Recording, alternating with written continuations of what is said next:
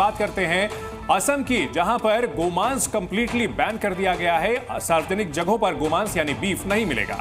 Assam cabinet ने राज्य में गौमांस की बिक्री पर पूरी तरह से प्रतिबंध लगा दिया। फैसले के अनुसार असम के होटल, रेस्टोरेंट, सार्वजनिक स्थानों पर गौमांस की बिक्री नहीं होगी। साथ ही साथ किसी भी सार्वजनिक कार्यक्रम या फिर जगह पर गौमांस को नहीं परोसा जा सकेगा।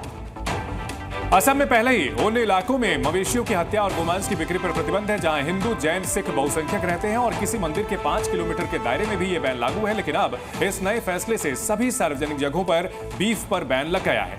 विपक्षी पार्टी AIUDF ने गौमांस पर बैन के फैसले पर सवाल उठाए और साफ कहा कि लोग क्या खाएंगे, क्या पहनेंगे, इसका फैसला कैबिनेट नहीं ले सकती है। जमीयत ने इस फैसले को हाईकोर्ट में चैलेंज करने का ऐलान कर दिया है। तो असम, जो कि बांग्लादेश से लगी हुई जिसकी बड़ी सीमा है और यहां पर मुस्लिम आबादी पिछले कुछ समय से काफी तेजी से बढ़ी है। पिछले कुछ समय में हिमंता बिस्वा शर्मा के फैसलों को लेकर के सवाल उठते रहे हैं। हम ये निर्णय किया हो कि असम में गोमांस कोई भी रेस्टोरेंट और होटल में सर्व नहीं होगा और साथ में कोई पब्लिक फंक्शन में भी या पब्लिक प्लेस में भी ये सर्व नहीं किया जाएगा। ये हमने कंप्लीटली होटल, रेस्टोरेंट और पब्लिक प्लेस में बीफ को हमें कंजम्पशन ऑफ बीफ, मांस को खाना हमने आज से बंद करने का निर्णय लिया। तो असम की विपक्षी पार्टी AIUDF ने हिमंता के कैबिनेट के फैसले पर एतराज जाहिर किया है। AIUDF नेता रफीकुल इस्लाम का कहना है कि लोग क्या खाएं क्या ना खाएं, ये फैसला लोगों पर छोड़ देना चाहिए।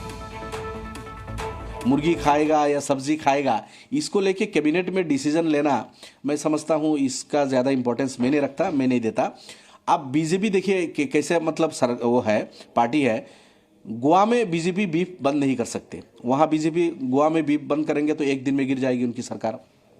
नॉर्थ ईस्ट में हर स्टेट में बीजेपी की सरकार है या मिलीजुली उनकी सहयोगी पार्टी की सरकार है।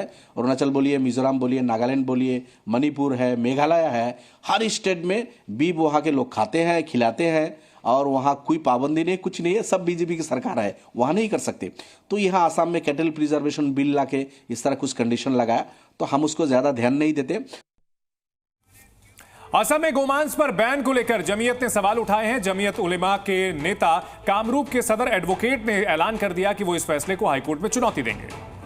इस आसाम गवर्नमेंट के इस कैबिनेट डिसीजन को हम लोग इसका खिलाफ करते हैं क्योंकि ये इंडियन कॉन्स्टिट्यूशन के फंडामेंटल राइट्स को इन्फ्रिंज करते हैं। Right to livelihood, right to religion, article 21, article 25, article 26 का ये वायलेशन है। और ऑलरेडी आसाम में एक एग्जिस्टिंग एक्ट है, द कैटल प्रोहिबिशन एक्ट 2021। इसके अंदर जो है सिर्फ जो है स्लॉटरिंग को बैन किया गया है। 5 किलोमीटर का एक पैरामीटर लगा दिया गया है। उसके बावजूद भी एक नया कैबिनेट डिसीजन है रिगार्डिंग बीफ, इसके हम मुखालिफ करते हैं। ये हमारे मजहबी और फंडामेंटल राइट्स दोनों के खिलाफ है और इसको लेके अगर आइंदा दिनों में हम लोग इसको कोर्ट के सामने चैलेंज करेंगे। तो वहीं मुस्लिम धर्मगुरु मौलाना शहाबुद्दीन रज़वी बरेलवी ने असम सरकार के फैसले की आलोचना की और कहा बीजेपी का मकसद तनाव पैदा करना है। मुस्लिम पर्सनल लॉ बोर्ड ने भी बीफ बैन पर सवाल उठाए हैं। आसाम के मुख्यमंत्री हेमंत बिस्वा शर्मा ने बीफ पर जो बैन लगाया है यह सरासर गलत है। पाबंदी नहीं लगाई जा सकती और इससे भारत सरकार को, स्टेट गवर्नमेंट को काफ़ी राजस्व आता है।